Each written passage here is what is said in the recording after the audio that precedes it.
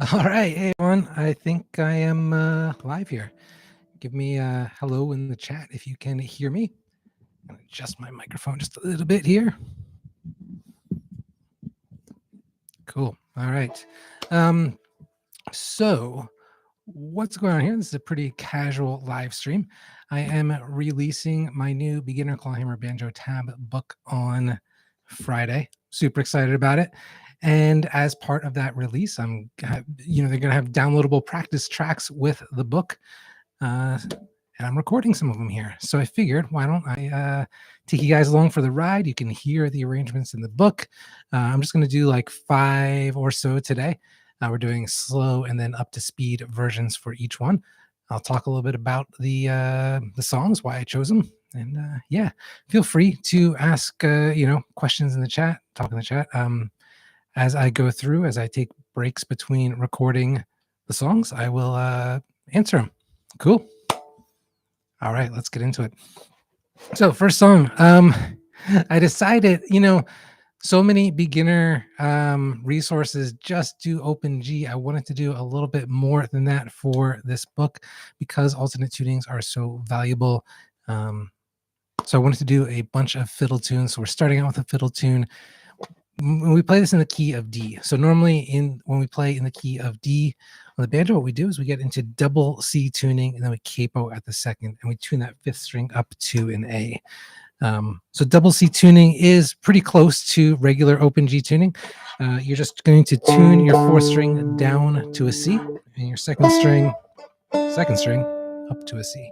And then you're all set to play fiddle tunes in the key of D. All right, so yeah, let's get started. I'm just going to do the slow version of Angeline the Baker first. I think I'm recording it. Yes, okay. And I'm doing this with a metronome, and I'm looking at the tab because I want this to be as precise as possible and match the tab as closely as possible. Cool. All right, so here I go. 1, 2, 3, 4. 1, 2, 3.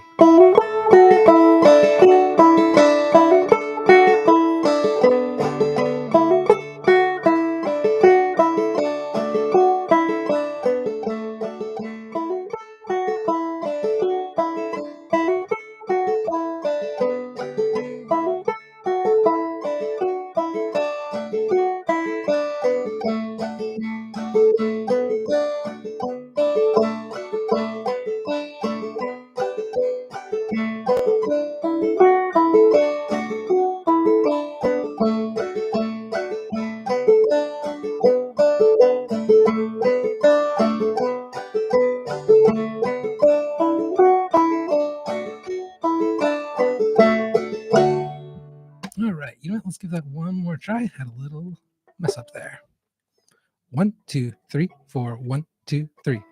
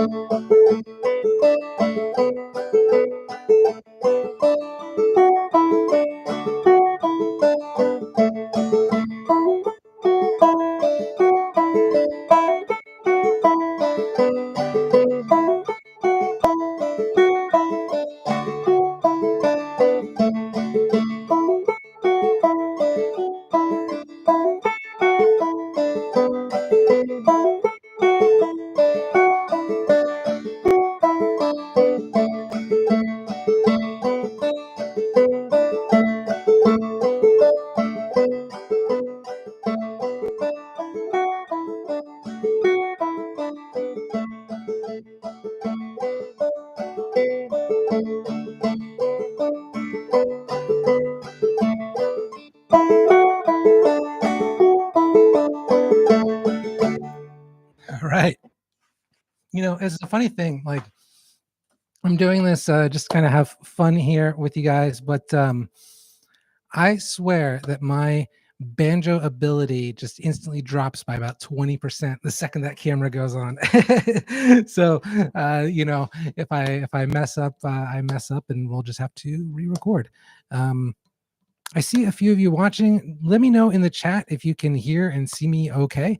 And I'm just going to keep going. Like I said, feel free to ask any questions, anything banjo related. Happy to discuss as we go through here. Cool. All right. So I'm going to do Angeline the Baker up to speed here. And by the way, if you look at the video I released on Friday, there is a link. So there's a few of these tabs from the book that I give away for free in that video. So Angeline the Baker is one of them. So if you want to play that, go ahead and check out that video and you can grab the tab there. Cool. All right.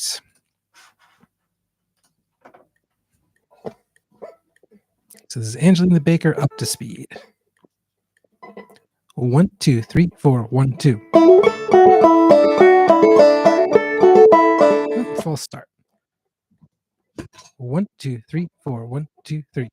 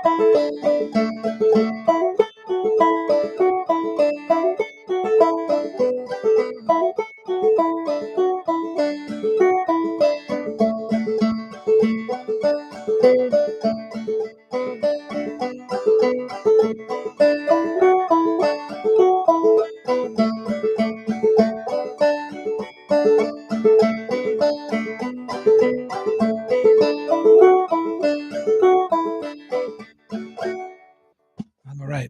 Man, I do love that song. It's a very happy sounding tune. I'm super excited to be doing like all these fiddle tunes. I think they're a lot of fun. Cool. All right. Howdy Ranger says sounds good. Cool. I'm glad you guys can hear me. Quiet group today. Okay, what do we got next? I think that will do it for Angeline the Baker. Let's go with wow, we're actually doing 3 fiddle tunes today. That's cool. Let's do Cumberland Gap. Yeah, this is like this is one of my all-time favorites. It's just an awesome song. What's cool about this one, we got 3 parts, right? Which is kind of something of a rarity in old-time music. We usually have like an A and a B part. So we've got A, B, and C part. So that's kind of fun. We're sticking with double C tuning here. This is kind of a cool thing too. So I've got like chord charts and everything. I mean, you can find double C chord charts, but like, it's so useful to just learn those basic chords in a couple of different tunings, just because it really gives you so much versatility. If you go into like a jam session or something like that, just being able to sort of know the most common chords in the most common keys will really help you quite a bit. Okay, so let me bring that metronome down. About 80 beats per minute here. By the way, guys, I'm using I have this physical metronome, but I didn't really want that to be in the audio, so I'm just using the Google metronome, which is awesome. If you haven't used that, it's really convenient. So just go to Google, type in the word metronome, and it's just got a nice convenient little metronome there. One thing I noticed, though, if my computer starts running slow, we'll see if this happens since I'm streaming here, but it can get slightly out of time. It can slow down.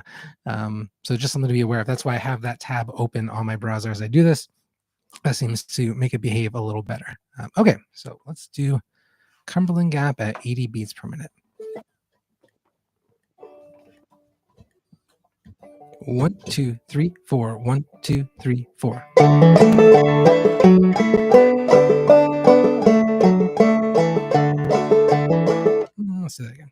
One, two, three, four. One, two, three, four.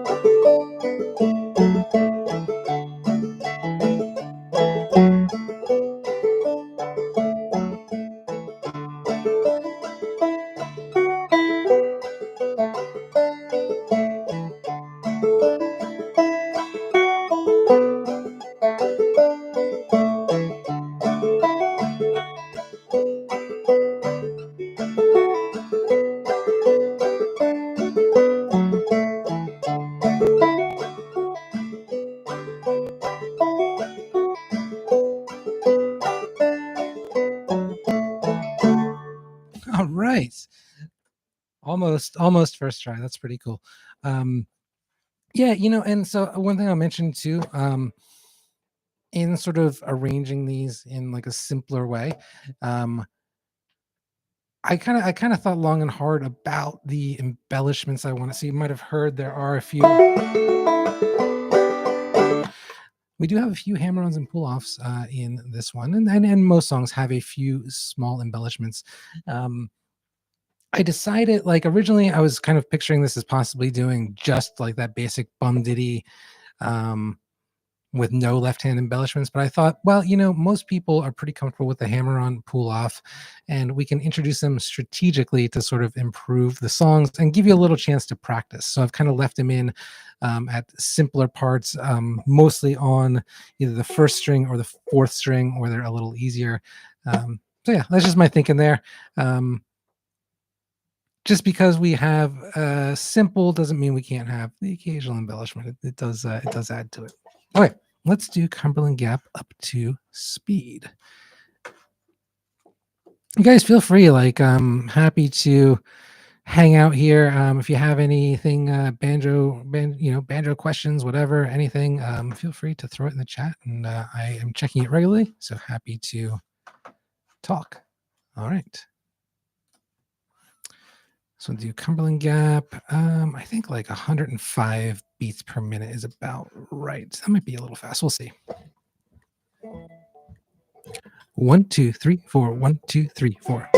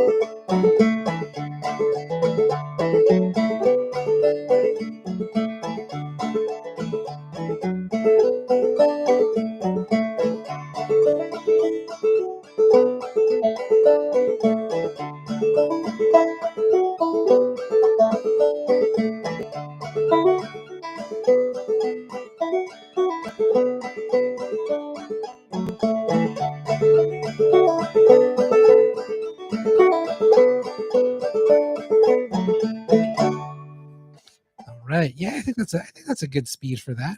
Slightly faster than Angelina the Baker, but I think that sounds really good. Cool. That's a fun one. Um, for me, I think Cumberland Gap is like one of the most fun songs in the book. I'm glad to see, by the way, we're doing good here. Jolene, my puppy, is gnawing on a bone and not running into everything like normal. So that is pretty cool. I wasn't sure she woke up from a nap right before I was supposed to go live here, and I was a little worried about how that was going to go. I was almost late here because of that, but yeah, glad to see she's settling down. All right, I think we got one more fiddle tune here. We do. It is Black Eyed Susie. Okay, cool. Um, yeah, this is just a fun one, and it gives us a chance. So I kept the embellishments really light in this one. This kind of sounds fancy because we play that D chord up, one position up the neck. It's really easy to play, but it just gives the tune a brighter, kind of more complex feel. And I think that's really cool. So this kind of gives you a chance to get out of that first position, just go up just a little bit on the neck.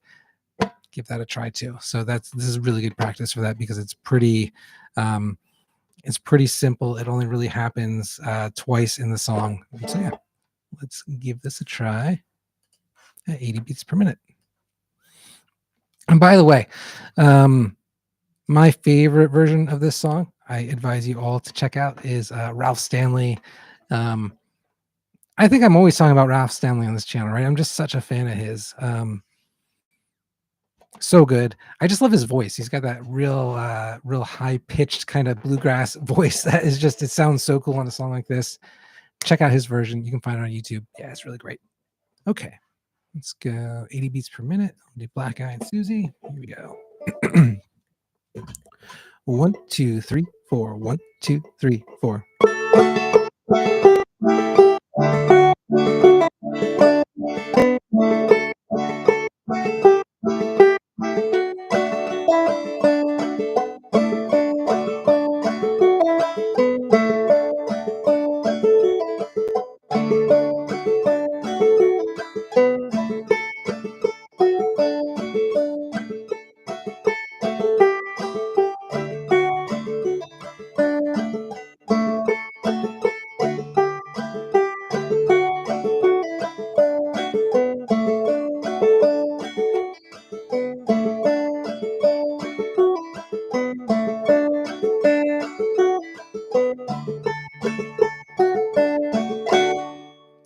Yeah, it's a fun one. All right, so we do want to do the up to speed version, but I got to tell you guys, like, everyone always gives me a hard time because I really like to play this one fast. So I'm going to show a small bit of restraint here, and we're going to keep it to 100 beats per minute. By the way, small infomercial here. I apologize for that, but if you want to pre-order the book, it comes with some cool bonuses, and there's a link somewhere in the chat and the script. If I was more prepared, maybe you clicked up for it, but I don't know how to do that. Anyway, um, let's go 100 beats per minute. Black Eyed Susie. 1, 2, 3, 4. 1, 2, 3, 4.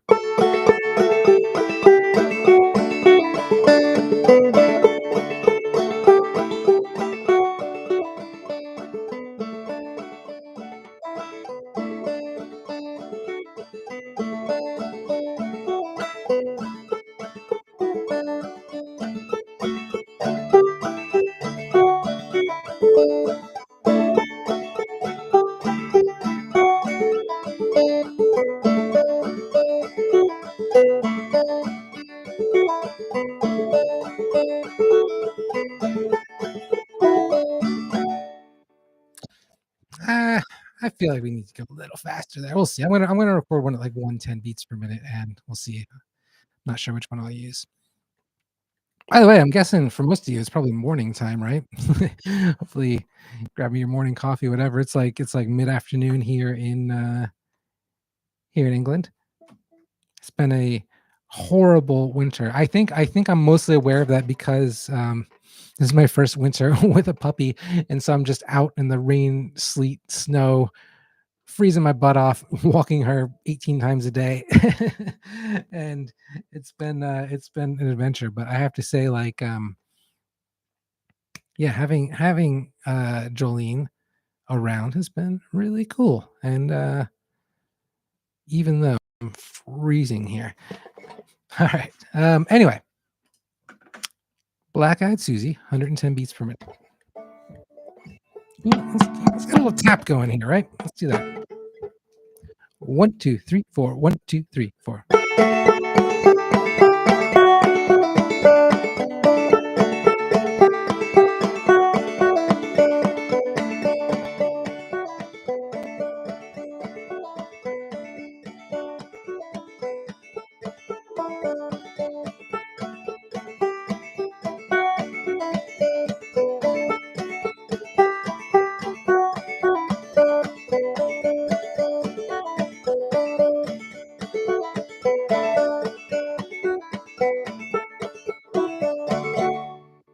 Cool.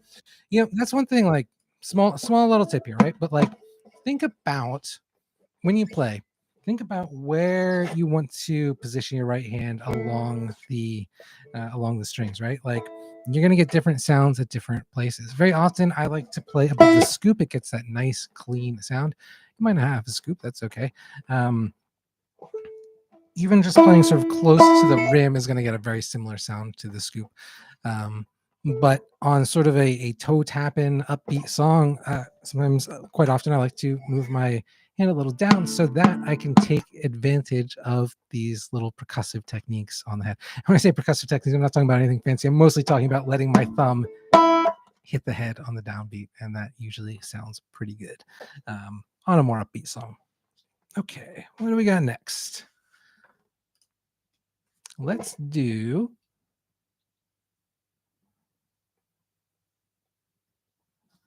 a Sawmill tune. So we are going to do, I'm going to get into tune here. We're going to do Cuckoo Bird. I love Sawmill tuning. I wanted to include at least one Sawmill tuning in the book. Landed on Cuckoo Bird. Yes, so many good versions of this, right? I really like a more modern version. Scott Willie Watson does a wonderful version. Clarence Ashley does the sort of quintessential old time version. He does that really cool Gaelic slick in it. We keep a little bit of a simpler approach. I felt like the Gaelic slick was maybe a little beyond the scope of this book. It takes practice because it kind of makes your right hand rhythm go a little wonky. But we can still get a really nice version of Cuckoo Bird without it. So let's get into tune here.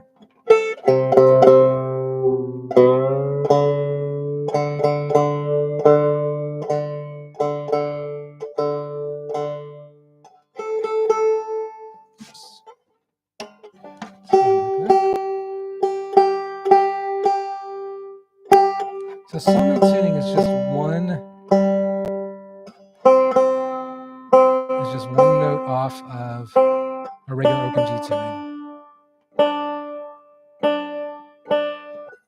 But as I like to say, it is worlds apart in terms of sound. So this gives it a modal tuning. So all you're doing to get into C tuning is from, or sawmill tuning is from your G tuning. You're just raising up your second string half a step to a C.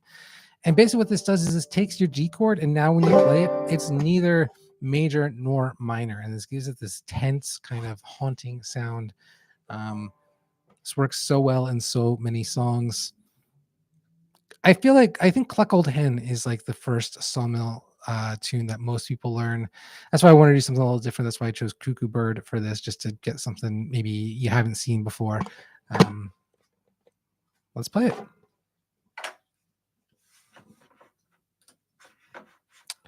And we'll go 80 beats per minute here.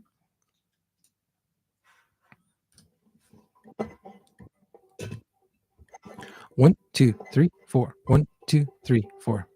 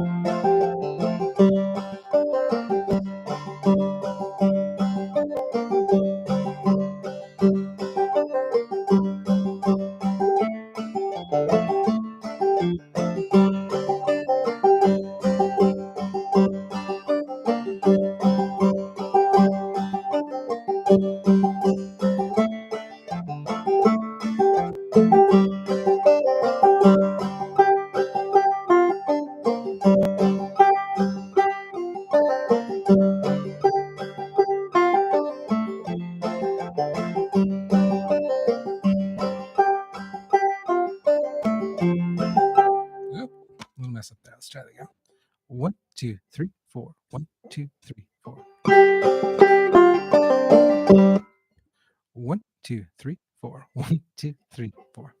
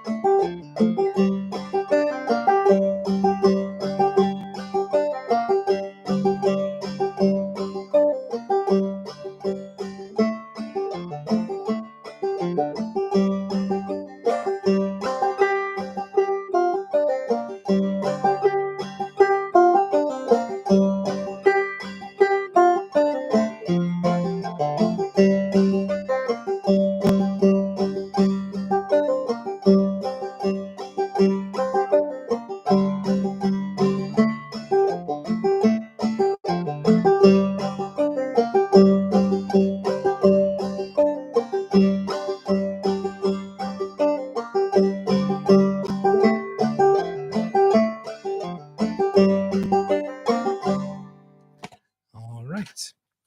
Just so you guys know too, kind of how this sounds, that Clarence Ashley version I mentioned with the Gaelics, like it's more like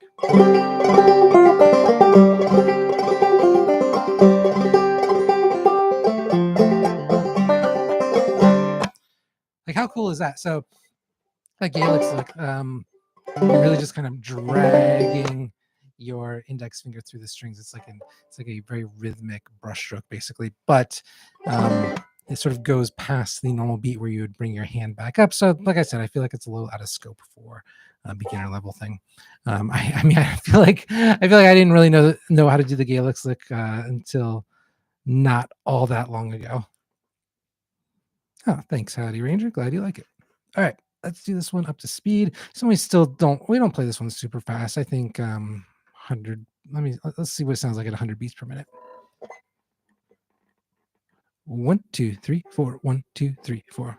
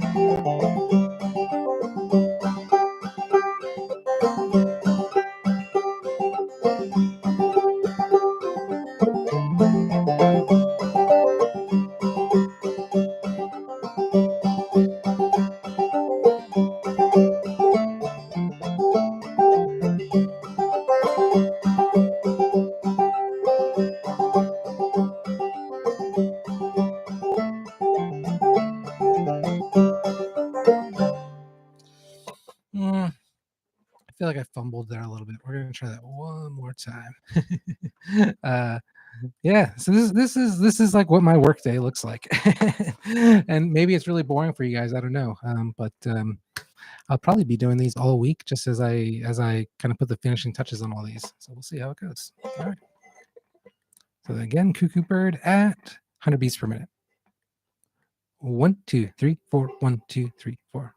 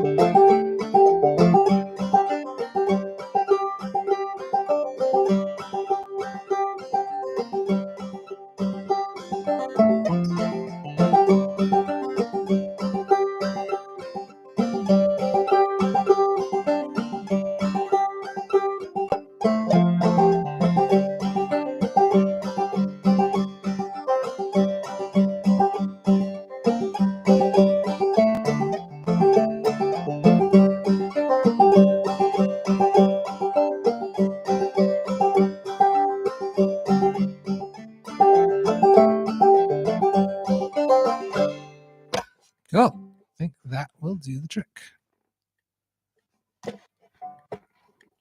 Oh, great, Bull. Glad to hear it's not boring. That's good. That's good to know. Okay, I think we're gonna do one more song today.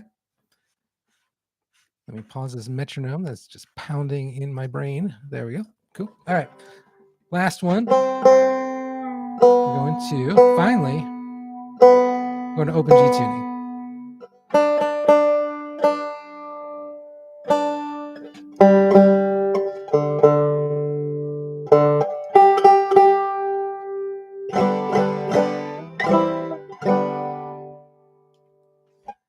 And we are doing Cripple Creek. This is the first song I ever learned to play on the banjo. I can't not include it in a beginner tab collection. It is a wonderful song. I think this is the only song in the book where we use slides, left-hand slides. But this song just sounds so good without it. I do give an option if you're not comfortable with the slides. You don't have to do them. But they're worth working on. Like if you're not comfortable with them, they really are. They really kind of do give this song its signature sound. All right, so let's do this at 80.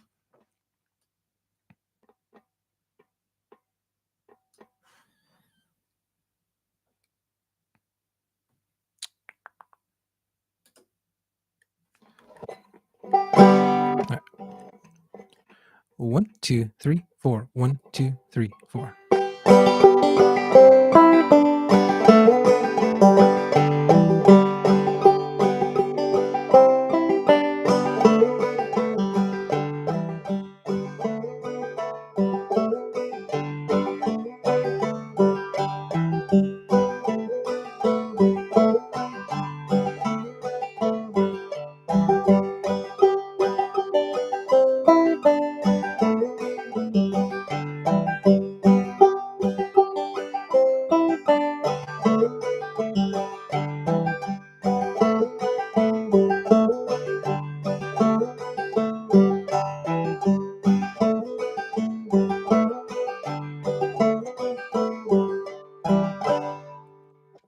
That's like the best song ever. And like, I think the cool thing about this is you can do so much with it. You can get as fancy or as simple as you want with it. I feel like the version I kind of default to is sort of more like.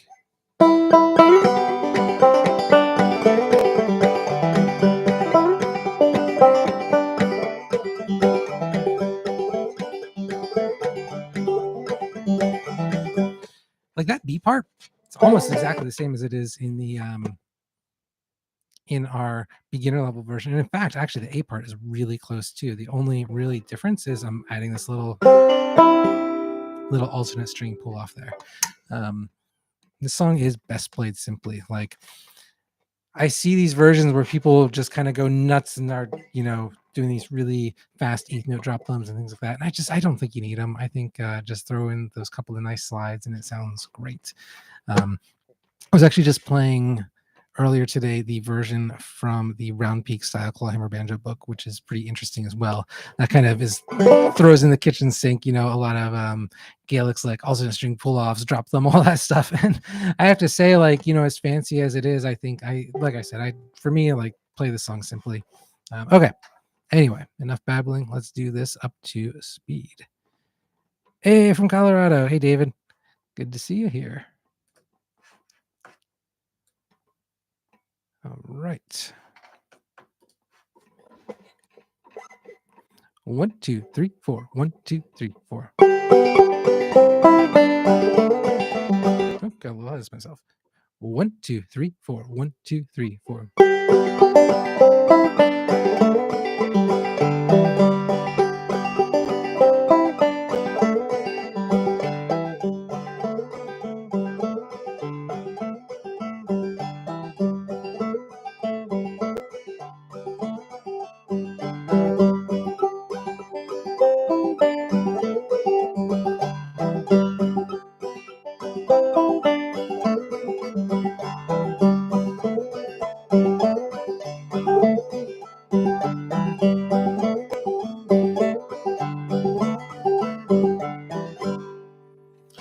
Let's just do one just a little faster than that as well.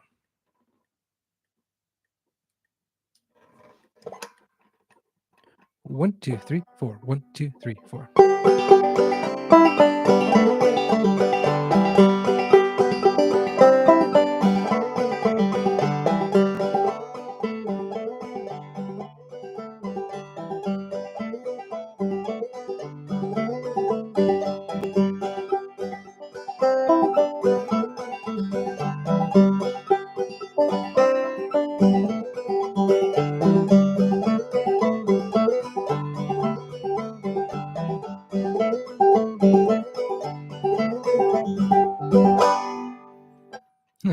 All fancy at the end there, which was a mistake. Like I said, I'm trying to stick to the tab here, and I did not there.